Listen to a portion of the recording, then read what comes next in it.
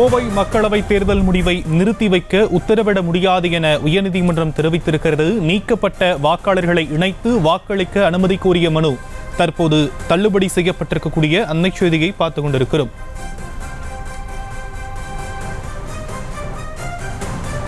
கோவை மக்களவை தேர்தல் முடிவை நிறுத்தி வைக்க உத்தரவிட முடியாது என உயர்நீதிமன்றம் தெரிவித்திருக்கிறது. நீக்கப்பட்ட வாக்காளர்களை இணைத்து வாக்களிக்க அனுமதி கோரிய மனு தற்போது தள்ளுபடி செய்திருக்கக்கூடிய அந்த அண்மை செய்தி வெளியாகியிருக்கிறது. கோவை தேர்தல் முடிவை நிறுத்த முடியாது என நீதிமன்றம் தெரிவித்திருக்கிறது.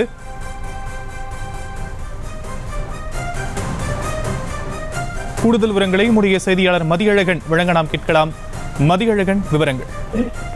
ஆஸ்திரேலியாவில் மருத்துவராக பணியாற்றி வரக்கூடிய கோவை மாவட்டம் நஞ்சுண்டாபுரத்தை சேர்ந்த சுந்தரக்கண்ணன் என்பவர் சென்னை உயர்நீதிமன்றத்தில் பொதுநல மனு ஒன்றை தாக்கல் செய்திருந்தார்.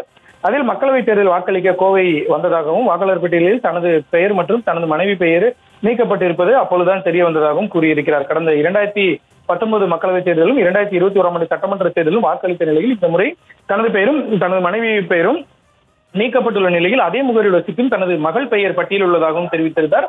இதே போல தங்கள் பகுதியை சேர்ந்த ஆயிரக்கணக்கான வாக்காளர்களின் பெயர்கள் நீக்கப்பட்டுள்ளதாகவும் பெயர் நீக்கம் முன் முறையாக விசாரணை நடத்தப்படவில்லை எனவும் அந்த மனுவில் குறிப்பிடப்பட்டிருந்தது. இது தொடர்பாக தேர்தல் ஆணையத்திற்கு மனு அளித்தும் நடவடிக்கை எடுக்கப்படவில்லை என்றும் குற்றம் சாட்டியிருந்தார்.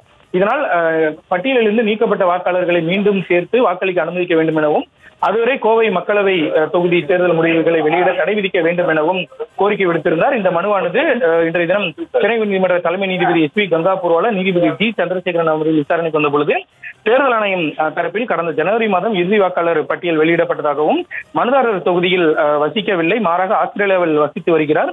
2021 சட்டமன்ற தேர்தலின் பொழுது மனுதாரரின் பெயர் பட்டியலில் இருந்து நீக்கப்பட்டு விட்டதாக தெரிவிக்கப்பட்டது. இதனையடுத்து கடந்த ஜனவரி மாதம் இறுதி வாக்காளர் பட்டியல் வெளியிட்ட பொழுது மனுதாரர் எந்த ஆட்சேபமும் தெரிவிக்கவில்லை என தெரிவித்த நீதிபதிகள் தமிழகத்தில் வாக்குப்பதிவு முடிந்துவிட்ட நிலையில் எந்த உத்தரவும் பிறப்பிக்க முடியாது என கூறி இந்த வழக்கை முடித்து வைத்து உத்தரவிட்டனர்.